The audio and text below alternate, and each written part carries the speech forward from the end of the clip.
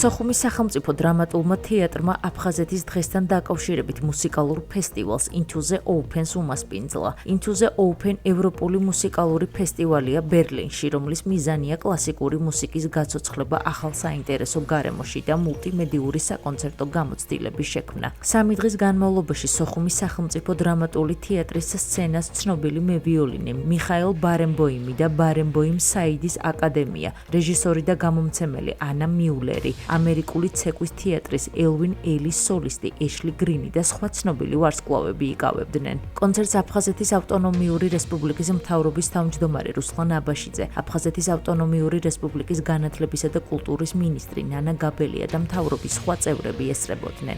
ჩვენთან არის ყოფება ძალიან საინტერესო ახალგაზრდული თანამედროვე ხელოვნების ფესტივალი Into the Open, რომელიც 3 წლის წინ დაფუძნდა ბერლინში. ამ დაფუძნებას ჩვენი თეატრიც დაესწრო.